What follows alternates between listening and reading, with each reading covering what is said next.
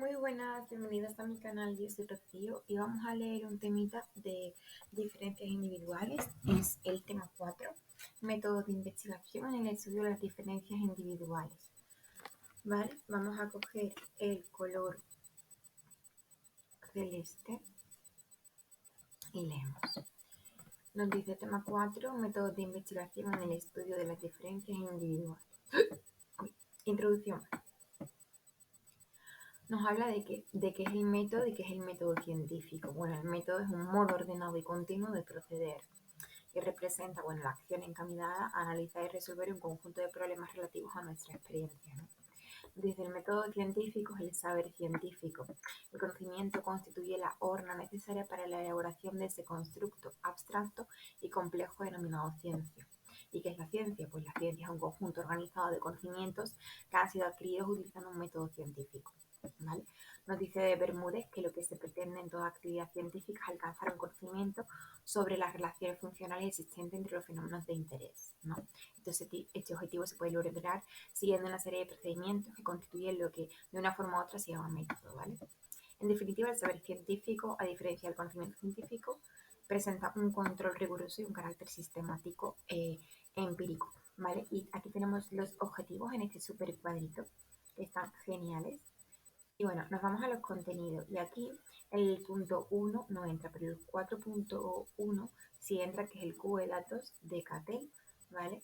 Que es la matriz de básica de datos, que representa los diferentes tipos de relaciones variadas que pueden darse entre las variables objetos de estudio. En concreto, las relaciones entre las variables pueden representarse mediante un cubo cuyas tres dimensiones se corresponden con tres fuentes de variación existentes: personas o individuos, situaciones o test y ocasiones, que es el tiempo, ¿no? Cada una de las caras del cubo representa un tipo de relación binaria posible y por lo tanto existen 6 tipos diferentes de relaciones bidimensionales, ¿no? 3 surgen de la matriz primaria y 3 relaciones bivariadas restantes provienen de la matriz transpuesta a la matriz primaria. Y el cubo da lugar a 6 tipos de análisis bivariado. Y aquí tenemos en la figura 4.2 todas las variables, ¿vale? La técnica R, que es la más frecuente, y la técnica Q estudian en una sola ocasión, momento temporal, personas y test y situaciones o variables, ¿no? La R correlaciona paredes de variables, que son los test. La Q correlaciona individuos a través de múltiples test o variables. Estas técnicas no informan sobre la variabilidad intraindividual. Las técnicas P o Q estudian en un único sujeto las relaciones entre ocasiones o test. La P estudia el cambio intraindividual en la conducta y la O se centra en determinar qué grupo de situaciones afectan a una persona a lo largo del tiempo, ¿no? Luego, la técnica S y T estudian una variable concreta, test o conducta, y las relaciones entre ocasiones y personas. La S determina las semejanzas y diferencias que hay entre un grupo elevado de personas a lo largo del tiempo en función de la conducta, y la T estudia semejanzas y diferencias entre ocasiones de observación de esa particular variable en la muestra de personas. Y bueno, siempre nos viene un ejemplito, ¿no? El cubo de datos de Cattell, pues aquí tenemos un buen resumen, ¿vale? Que nos viene súper bien en ese cuadrito. Y bueno, el punto 2, investigación en diferencias individuales. Las dos disciplinas de la psicología científica nos vienen, más o menos podemos decir que está la psicología experimental y psicología correlacional, y aquí tenemos un super cuadro donde nos dice que la experimental, su origen es asociacionismo inglés, su autor es Wundt y Pavlov, su objetivo es comprender los fenómenos estudiados basándose en la causalidad, ¿vale? Se centra en los procesos y relaciones funcionales entre las variables estudiadas. El paradigma es estímulo-respuesta, ¿no? Su principio de causalidad. Su contexto es el laboratorio, su control es garantizar que todos los cambios de la variable dependiente se deban a la manipulación de la independiente.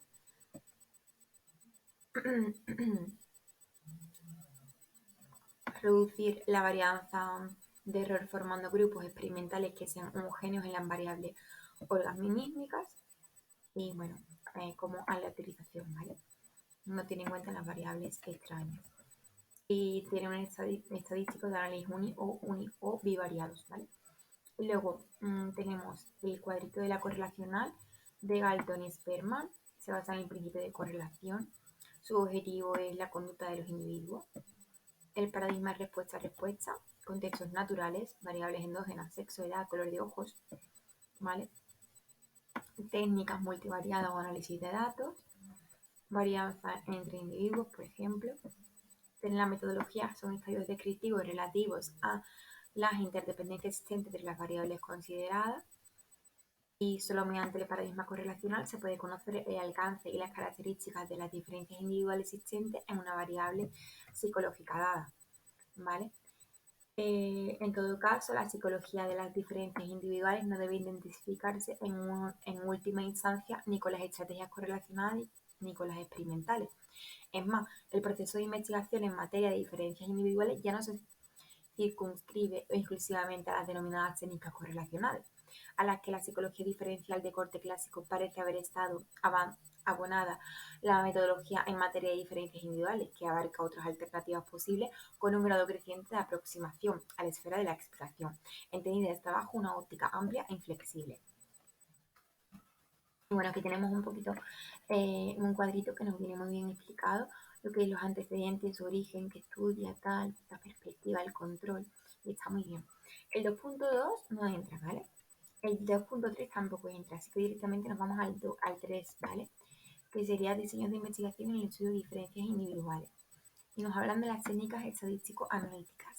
Nos dicen que la elección de un tipo u otro de estrategia estará en función del ajuste de cada uno de los distintos procedimientos a aspectos tales como, por ejemplo, la naturaleza de la hipótesis planteada, las características de las muestras, la operativización de los constructos o el tipo de instrumentos de medida con los que se recogen los datos, ¿no? Urgaleta nos dice que las hipótesis descriptivas y prescriptivas han sido las habituales en una psicología diferencial de corte clásico. Cada vez un número mayor de investigaciones parte de hipótesis de carácter explicativo asociadas a modelos teóricos. El cuadro punto 3 es importante, que son las técnicas multivariadas en el estudio de las diferencias individuales. Y nos habla un poco de qué es el contexto multivariado, ¿no? Al final se refiere a un amplio rango de estrategias de investigación y de análisis de datos que operan con muchas variables simultáneamente, ¿vale?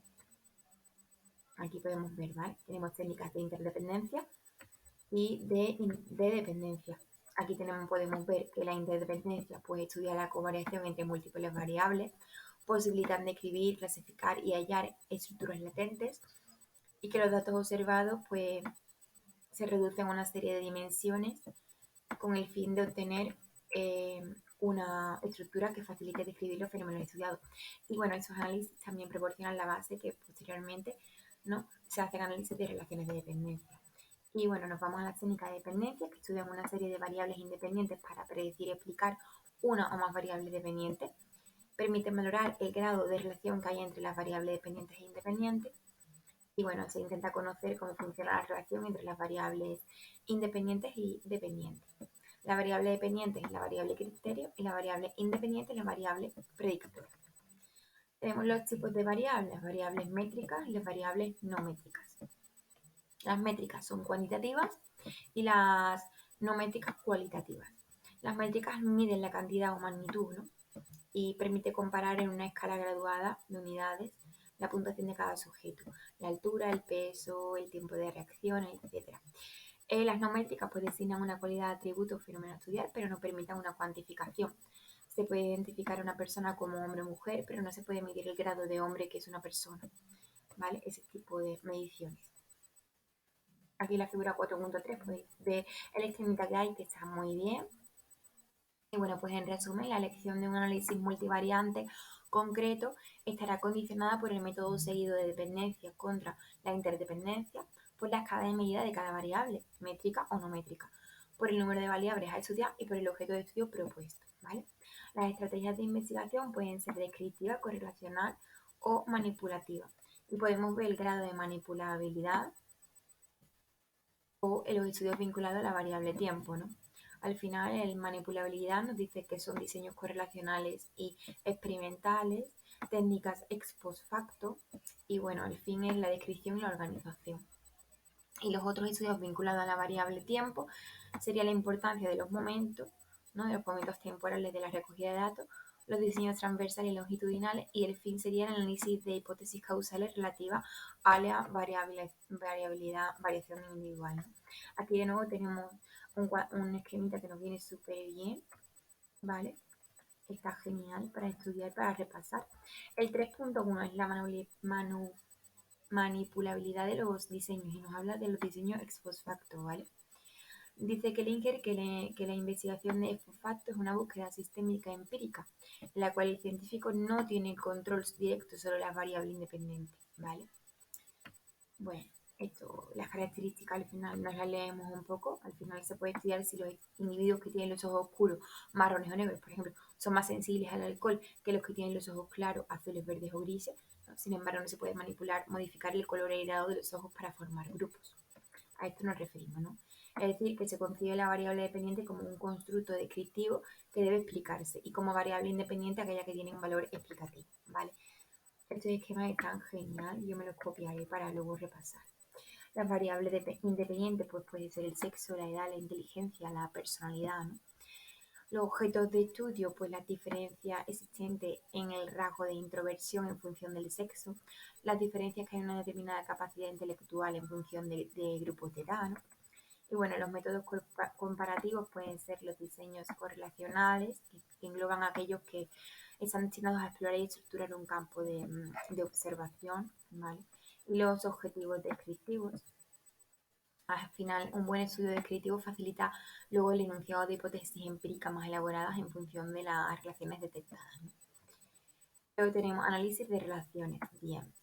El objetivo básico es conocer las relaciones entre las variables de interés, su estrategia, la correlacional, y las técnicas estadísticas, pues un índice de correlación de Pearson para muestras paramétricas y índice de correlación de Spearman para muestras no paramétricas. Análisis de estructuras. Su objetivo básico sería encontrar las estructuras subyacentes que pueden inferirse a la realidad observada y de reducir un cúmulo de variables a un número restringido, ¿vale? de agrupaciones significativas. Las técnicas pues son multivariadas de interdependencia, ¿vale? Análisis de componentes principales, análisis de factorial, análisis clúster. El análisis factorial, pues estudiar y obtener las intercorrelaciones entre una serie de variables observadas, ¿no? El análisis factorial clásico es conocido como análisis factorial exploratorio.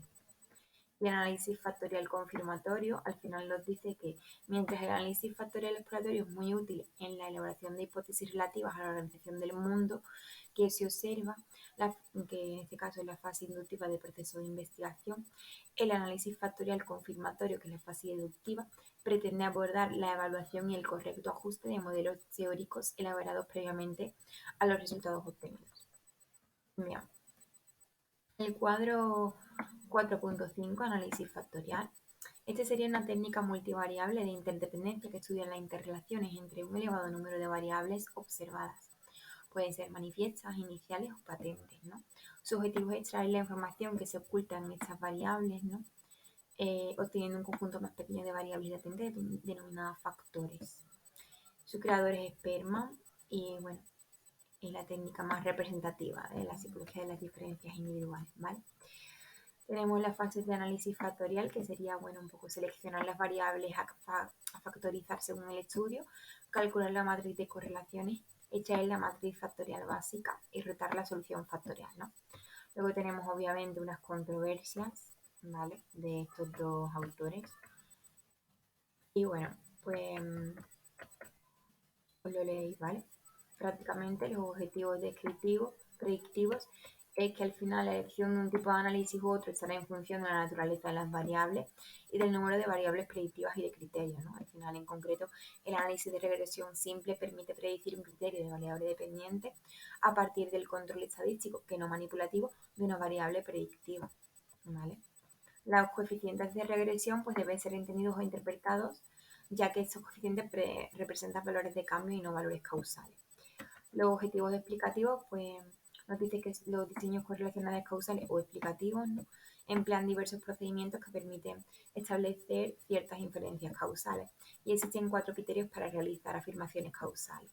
Pues son asociaciones suficientes entre dos variables, antecedentes temporales de la causa frente al efecto, falta de alternativas a las variables causales y una base teórica para la relación, ¿no?